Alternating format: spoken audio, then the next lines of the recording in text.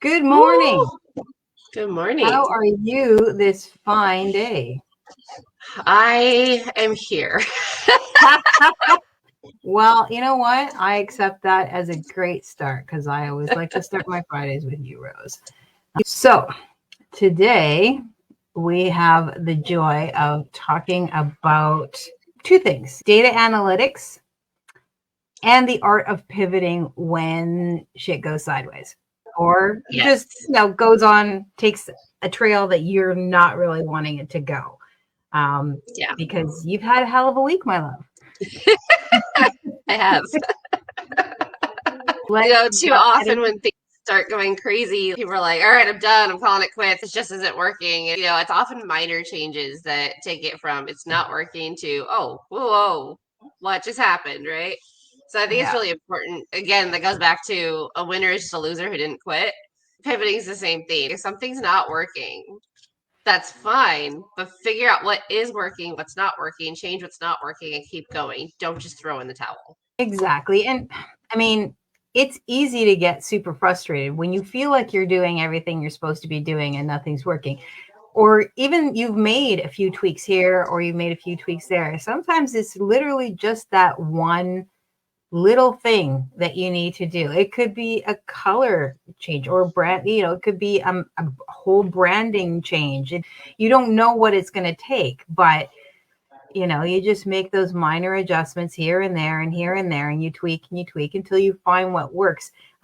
Was it like Thomas Edison? I didn't fail, I just found 10,000 ways it didn't work. Eventually you find something. So persistence is a big part of the whole marketing game, being persistent, especially, and that goes for any kind of business. If you have a brick and mortar business, it's going to be the same thing. There are certain things you can't easily tweak, like your location, but you can certainly change. You see all these TV shows where they go in and they help them make adjustments, and it's like, well, you've got too much crap here, and narrow it down, find your focus, that sort of thing.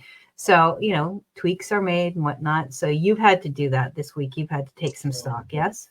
I have, yes. So I've been delving into Facebook ads again, which I'd done before. So I understand them mostly. But there's some things about them that still kind of confuse me. And so with the launch of icewellnessjournal.com, I was like, okay, well, let's see what we can push and what we can't. And originally I'd set up 8 different ads. And then they weren't running off of my one page. So I was like, all right, well, I'll put them on my other page, and now they're running just fine. And I was like, well, let me consolidate it. Let me make it 4. And so most of them are just pages from the journal, and some a couple are pictures from people actually doing an ice bath, right? And I was like, well, let's step back and talk about, let's let people understand what you're talking about. Oh, that's not a bad idea. Yeah, you've done something big in the last week as well, right? So I did, yes. Let's step back to the beginning for a moment. That's a good idea. So I do ice baths very regularly, and I have an ice bath group on Facebook where people can come and get together and talk DIY, and a couple business owners are in there and whatnot as well. And so one of the common questions that keeps getting asked is, well, what do you do to warm up afterwards? Or, is it okay to jump in the shower afterwards? Stuff like that. Or how long should you stay in? And, things like that. How do you get over the fear of going in? And so what I did was wrote a journal that will help you find your optimal time and really understand what your brain and your emotions are doing when you're preparing for, in, and post plunging. But then we decided to write out this whole challenge. So we have a 30-day membership option where every 30 days we'll send a new challenge that includes a meditation, post-workout warm-ups, and then we've put that into a written, a digital, and an audio format.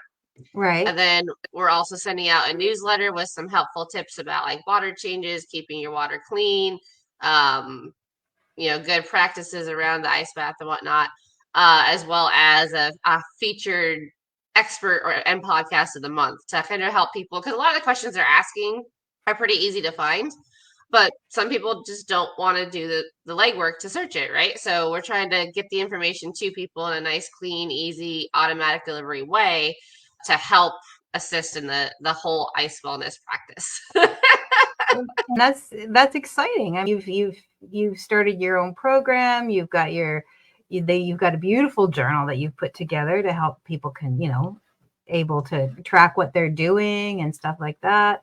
So yeah, and that leads us to where you're at with the Facebook ads. Yes. So I did a video on it, and then Facebook was like, "Oh, do you want to boost this post?" So I was like, "Yeah, sure, why not? I'll do the video one." But then I put together like the other ads as well, and I was like, "Well, let me do some that are real people and some that are just clips from the journal." And I think the problem I had when I first launched it was they were all just talking about the journal and not about the other stuff that comes with it. Right. So I recently tweaked each one to mention, one to mention the post exercises, one to mention the meditation aspect, because again, it was designed to help people in different stages of it, right? Some people are going to want the meditation and they're still not going to do the workouts. Some people are going to be interested in the workouts and then maybe they'll do the meditation just because it's there. So I needed to broaden and talk about more than just the journal, which I've done now. And then I didn't have my Pixel correctly installed, so I could see the impressions, I could see the reach, but I couldn't see how many people were clicking. I could on the video. The video Right. one worked, but the other ones didn't. So last night I bit the bullet and got on the computer, figured out how to fix the Pixel. So this morning I actually had how many clicks were coming. So I got really excited because the data again will show you, especially for me, right? It's going to show me, do the journal pictures work better or do the human pictures work better? Right. Is the one highlighting the exercise doing better, or is the one highlighting the meditation doing better? To help me understand which part of my audience right now, what they're interested in right now, and then tailor it accordingly. Well, and that's exciting, right? I mean, yes. You've got some new information. And I mean, when you're a solopreneur, like the majority of people that I'm sure that watch us or that we've reached out to, they are going to do everything themselves, right? And so that can get overwhelming and that can get stressful. And that can be another drop in that, why am I doing this kind of bucket when things aren't working out, right? It's easy to let that overwhelm you. So sometimes just stepping back, taking a nice deep breath and going, okay, maybe I'm not going to deal with this tonight, or maybe I'll deal with this later tonight, but just to take a moment and take a breath and go, I just need to make some changes, or I just need to take a look and see where I need to make some adjustments. That can be huge at getting you back on level footing, so that you can make that pivot that you need to make, right? And data is huge, right? You want to do the data. Yes, Mayor, we are both in America. So data analysis isn't just an important little tidbit. It really can huge. Make the difference to seeing what is actually reaching people and where you need to make those minor adjustments and sometimes major adjustments. Sometimes it's a big thing that needs to be changed.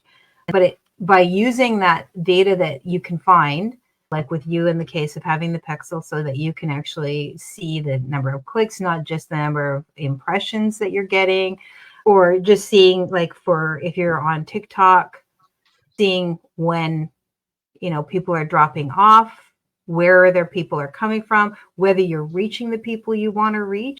Say you're doing 5 videos a day. That's a lot of energy that you're putting out there and a lot of effort that you're putting out there. And if it is reaching somebody in an area that it's just not your business, that they're not going to help your business, or it's not your demographic, maybe it's all 20 somethings that's getting that first hit on your video, and you're trying to reach people who are in their 40s and trying to buy a home, but you're reaching a whole wrong demographic for that. It's telling you that you're going to have to make some adjustments. So using your data and all those ways is super important. Yeah, and especially with emails, right? Like if you're running an autoresponder of any kind, you want to be checking constantly. Are these going to spam? Are they getting open? Especially if you're going to go through solo ads, you want to see that whoever opts in is actually opening your emails, because that's what's going to get the sales. So a lot of people will have a really high opt-in rate, but they're not opening the emails. And then it goes back to, okay, well, they're not opening the emails because they're crap leads from a solo ad provider, or are they not opening the emails because they're not seeing them because they're going into spam. And it's like Yep. so much of just online business in general is analytics and data analytics. And if you're not a data nerd, I get it. I didn't used to be. But it is a part that is really big on, especially getting started, because otherwise you're just throwing money into the wind and hoping that it's going to bring an ROI.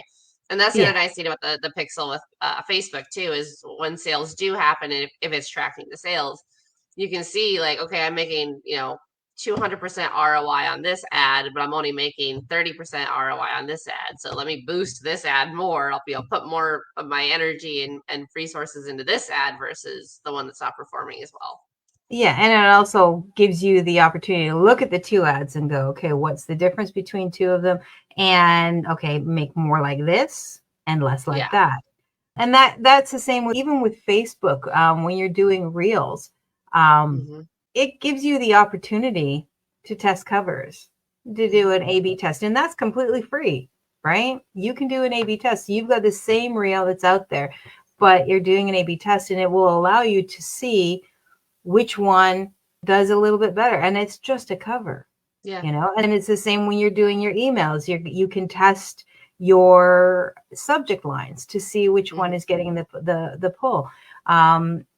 Again, with your emails, you can clear out using your data. You can figure out who is not opening, and you can set up an automation. And if they don't open after, like, I don't know, X number of emails that you've sent to them, you can do a separate email sequence to them that's like 2 or 3 that says, hey, we're going to call you from our list if you really aren't interested. And if you want to stay on our list, please open this email. But if not, bye. Right? And then get them off your list so that they're not damaging your overall deliverability and things like that. So yeah, which is huge, right? Because if I know with GetResponse, I don't know if Aweber does it as well. If your open rate is too low, they'll actually reach out and be like, where are these leads coming from? Because really? they want to make sure, because they want to make sure that they're keeping the integrity of their business. Right. A lot of people will go on like or not, is it Upwork, I think, and like there are solo ad sellers who will sell you a list of emails, and oftentimes when you try to upload it, it'll be like, no, like we won't allow this anyway. But if some get through, it'll look at it and, well, we need all this information, which is what happened to me with Lead Hero, which is why I did the video on Lead Hero, because that none of their supposedly good buyers leads were opening my emails.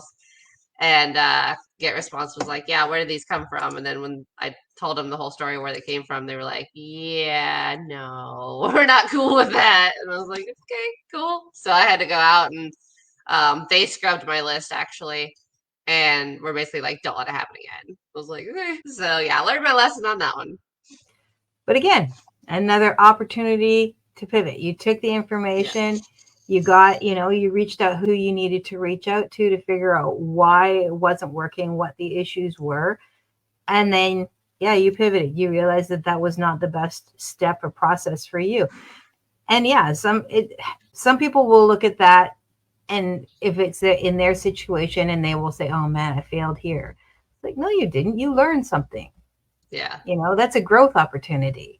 Right. Yeah. And I think that's the big problem that a lot of people have. And we're trained for that. Our media, everything trains us for, you're failing if you're not reaching this. You're failing if you don't have this item, or if you don't have this lifestyle, or you don't have whatever. Our media is constantly bombarding us with, you need this to be a success, or you need that to be a success, and everything less than this or that means that you're failing and you're not where you want to be. And that's really harmful to everyone. It frustrates me. It's why I don't watch a lot of commercials and crap like that and TV, because it's constantly telling us that you don't have enough, or you're not enough, and that you're failing if you don't have these things. And that's not true, because every step along your path, as long as you're moving forward, is a success. And we are so busy looking at where we want to be versus where we've been to see how far along that path we are. right? I can look at where I want to be and go, man, I am not where I want to be and I am failing.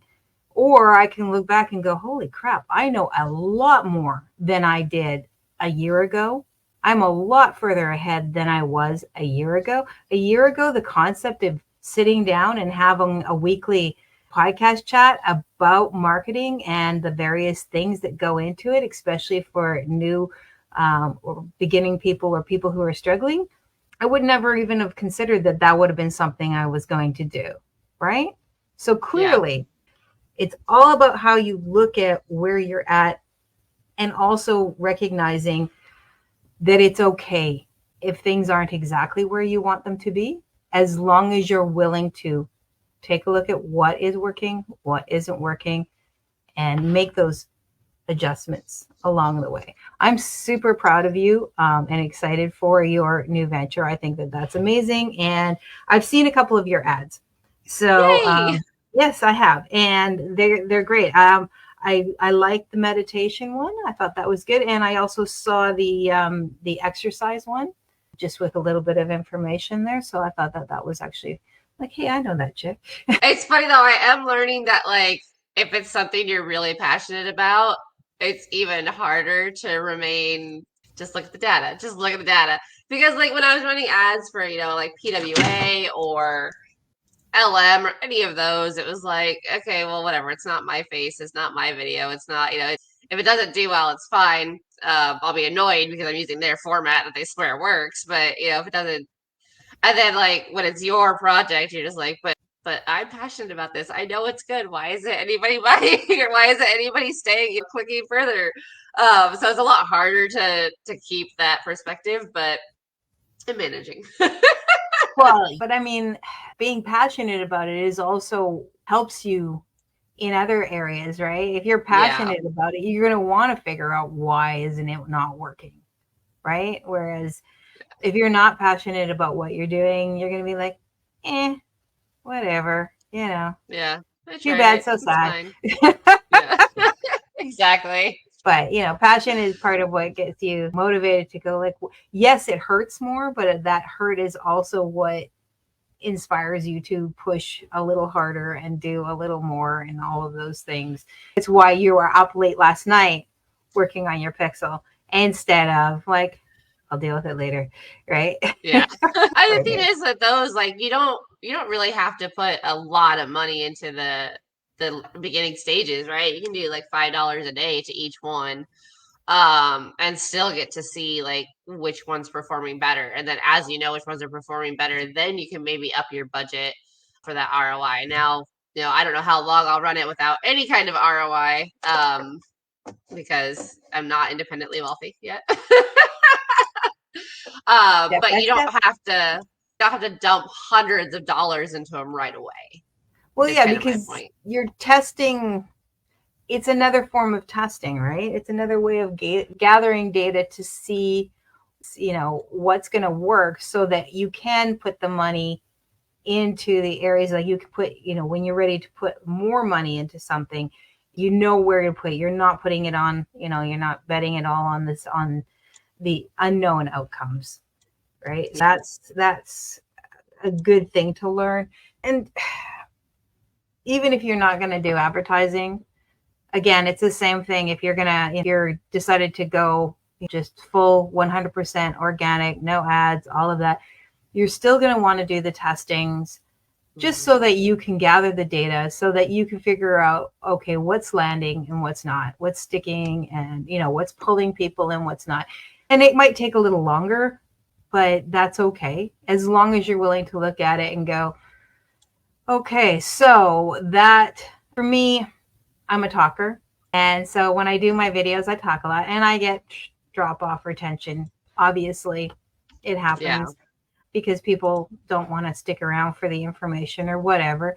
But it's always interesting to me, the ones that actually seem to land, even though I've been talking. And generally, for me, they tend to be honesty and providing information, help information. Those ones will pull a little bit more. And it's funny because they always talk about you have to do you got to have all these, transitions and this and that. And the next thing, you know what, which ones tend to work for me? Good morning. You're wasting all the good morning time. And it's like, yeah, you'd think that. However, my top ones always start out with me just simply, good morning. Today I want to talk about, it always seems to be the more personal. I'm talking to somebody like I'm talking to you. Yeah. But maybe that's just because of who I am. Yeah. Right? Because other people can do that. I see people out there who do all the transitions and do all the wow, or they've got a beautiful space and everything. And if I try to do that, nothing happens, right? I could do the exact same thing and nothing happens. So. Well, it's like that one I had that blew up to like, I don't know, 16,000 or something. And it was literally me talking about the original iPhone. And it was like a 1 minute long, not a lot of, I don't think I had any transitions in that one, just talking about, the importance of what problem does your product solve, which is exactly how I like went and changed my ads too, because I looked at my ad and I was like, well, what problem does this solve though? And then I had to work backwards from there.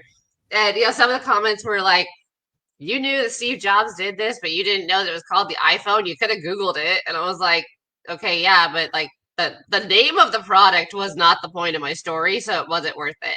But that one did weirdly well. And I was like, okay. And I don't know if it's because I had Steve Jobs in the description or if it was just, it was the first one in a while that I'd done that was just talking.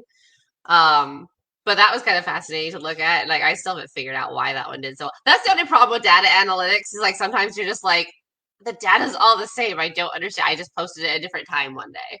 But there you go. That is, and that's part of the data, right? I posted it at a different time. Okay. So if I posted it at 1, I'm not hitting my mark. But if I posted at 3, for whatever reason, that is the mark. And it could be because 3 is a more universal time, like 3 p.m. EST is noon on the Pacific coast, right? So, okay, so maybe it's still early enough evening, it's, noon is like what, 5 o'clock in Ireland, 5 p.m. in Ireland. I think so, yeah. Again, so if you're at 3 o'clock, you're at 7 o'clock, that's after dinner. So maybe you're hitting that right time that you're trying to reach people. Like, who knows? Yeah. But now, I will say, don't fall into the trap of making too many tweaks too quickly, because I've done that where it's like, okay, well, maybe if I change this, I need to change this, I need to change this. And then suddenly you've changed 30 things and now you don't know what's working, what's not. Absolutely. So one at a time. I woke up this morning and I was like, oh, I think my ads only hit in the US. I need to add some other countries in there. And I was like, slow down, girl. Slow your roll. I'll give it a day. And then I'll add other countries in. Or maybe I'll add other countries in on 2 of them. That's the fun about having multiple ones. Because once you have your initial one made that you like, you can just duplicate it as many times as you want. Like, literally, when you hit duplicate, it says how many times you want to duplicate it.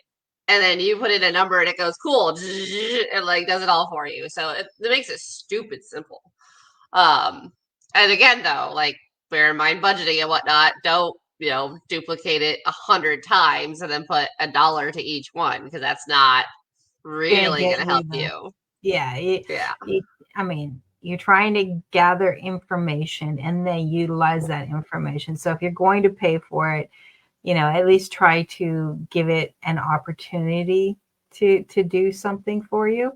And like you say, 1 tweak at a time, 2 max. You've got to be able to try and follow what is changing and what is working and what isn't. And that goes for anything, right? I mean, it could even simply be you've been trying to do things on your own, right? And suddenly you realize that, no, you know what? I need to up my education, or I need to up my support system in this process, because clearly what I'm doing on my own is not working. Now, it's not to say that it can't work, but just simply that you need to recognize that sometimes you might have to add a little extra support in there, or a little bit of extra information or knowledge in there, in a way that isn't you just trying to do everything on your own.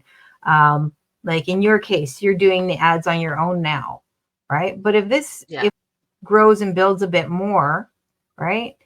You might want somebody who's going to help you in that process. So you're not wasting more time in that, right? Yeah. It's the same reason people hire VAs. It's the same reason people hire, advertising support or, outreach or whatever it is, automation support.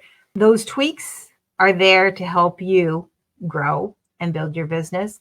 And you'll add them in when you're ready or when you think it's the right time. If you're struggling in your business, then maybe it's time for you to reach out to somebody in your circle, somebody that you've seen a lot, somebody that you can resonate with, somebody who's going to fit your budget and your time, and add them into your group and just chat with them. Because, most people, you're going to know who resonates with you and who doesn't. And that, and that's not a foo-foo statement. That's a reality statement. You walk into a room and there are people you do not like, and that is simply that. And there are people who really, you get them. They get you. It's an understanding. You're comfortable with them. So you're going to, find those people, reach out to them and see what they can do to help you in your business. And even if it's just to give you a roadmap, or hand you a lantern. Yeah. So that you're not walking around in the dark. It doesn't have to be a big investment, or sometimes it is a little bit more of an investment. Sometimes you're going to have to make more of an investment in what you're doing, like in your case, ads, because you really want this to blow up. So you're starting with that instead of, with your launch, you're adding that as part of your launch right from the get-go. And a lot of people might not do that. Yeah. But, this is important for you. You've got a lot vested into this, both energy, time, and people, right? You already went and looked and went, I need support for these certain things. Like you did a lot of research before you did. And who knows, as you go further on, you may need to pivot and add different people for support or remove certain people and let go. You know what? I actually can do this on my own. That's all part of the pivot process and using the information that you have available to you at the time, both personal and in your data analytics. So, what's your biggest takeaway from doing this launch? Biggest takeaway? Oh, that's gonna be tough. I did make sure I tested everything like over and over and over again, so that I didn't have any, launched and then there was an accident kind of thing. There was one thing that did come up though that I didn't. I tested it again after I launched it. And I went, whoops. Was my original Stripe account was just facebook.com and I'm not sure why.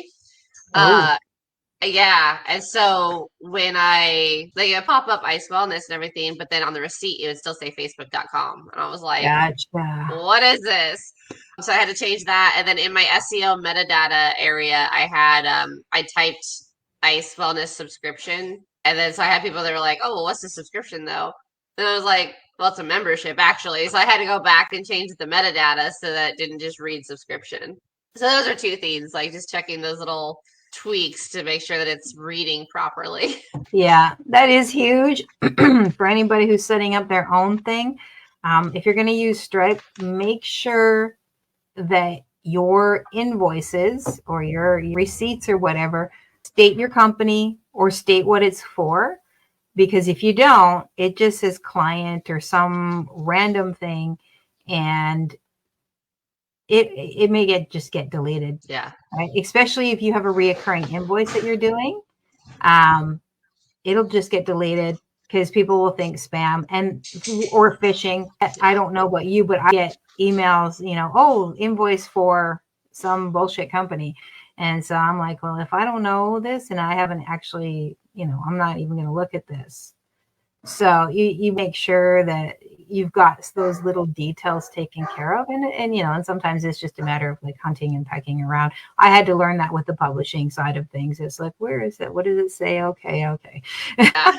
Test it to myself. Did this really happen? Or what's going to happen is they're going to see that recurring and they're going to be like, well, I don't know what the hell this subscription is. And they're going to cancel it when maybe they don't want to cancel it. Well, right? Yeah. So yeah. And so it's just important. Yeah. And it is also just another little simple branding thing for you to make sure that everything is cohesive. Right. Yep. Wow. Yeah, I like that you brought up the phishing one because I've been getting emails all this week. We need to talk about copyright claims on your ad, and I'm like, no, we don't. No, we don't. We don't. No, But yeah, you're gonna see that kind of crap all yeah, the time. they're getting bad. They're getting really bad. Yeah, there's a lot of, oh, your account has been hacked, and or your group has done this, or yada yada. It's like, no. Rule number one, people, if you get emails saying that your account has been hacked, or that you've got an invoice, or your bank has been whatever, do not click the emails. Do not click the links in your emails. Do not click the links in your message. Do not click the links from anywhere. If you're really, truly concerned, go directly to the source and check. Yeah. Do not do it from a link. Go directly to the source. If they're telling you that there's a problem with your bank, go to your bank. If they're telling you it's a problem with your Facebook or your social media account of any kind, go there. Doesn't matter what it is. If it's Netflix, go to Netflix and log in and find out. And you can also report those. Most of these sites now have an opportunity or a space where you can report a phishing scam so that they can try and clear that up. Because if no one clears it up, then it's just going to keep perpetuating. Text messages are the same deal. You get that happens all the time. You get text messages. Oh, this, we've deposited this money in your account. It's like, well, first of all, I got that all the time when I first moved down here. It was freaking hilarious, because it's like, oh, your account at such and such bank. And I'm like, I don't have a bank account down here. Oh, you owe this company money. This is your invoice from this service provider, a phone or whatever. I'm like, nope, don't have one of those either. I've got literally nothing in my name down here right now. So I love it. Yeah. Yeah. I have to be careful with Outlook because Outlook, if you report it, auto reports to phishing. So if you're just trying to report it as junk, you actually have to hit the drop down. But that is nice thing about Outlook is it just is yep, this is phishing, cool. But yeah, I get them all the time. I get them with the real estate stuff. I'm like, you owe your MLS fees, and I'm like, no, I don't. I paid them. And so it's just, and some of the emails look legit, but a lot of them is just obvious. Yeah, well, some of them, the spelling is so bad, or they just got some screenshot of some nonsense. Or it's such a long thing, right? It's like Facebook, metadata, AAWS. But I'm like, no.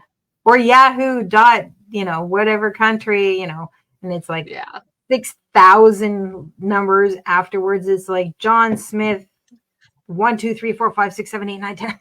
So but you just have to look. But again, that was a tangent. That's an added bonus of watch out for those. Watch out for the scammers. They're out there. They're going to try and hurt you, but you don't have to pay attention to them. But exactly. I'm excited for your release and your launch, and I know you're going to do great things. So I'm glad that you are one of the people that is capable of pivoting, and that you are utilizing your data. That's awesome. So that's what we have that was our talk today, was basically about data and how to utilize that to pivot. And if anybody is feeling like giving up, if you're struggling, you're stressing, either Rose and I would be more than happy to be an ear to see if maybe we can help you right your ship with small pivots. Each one of us has our own skills, obviously.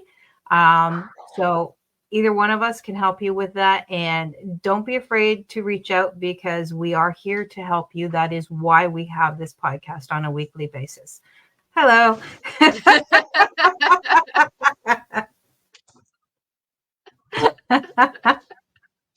That seems like an excellent place to say, have a great week, folks. Yes. And reach out to us if you have any questions, drop any comments that you may have. If there's anything you'd like us to talk about next week, by all means, drop a comment, let us know. We are always open for information. All right. Bye. Happy Friday.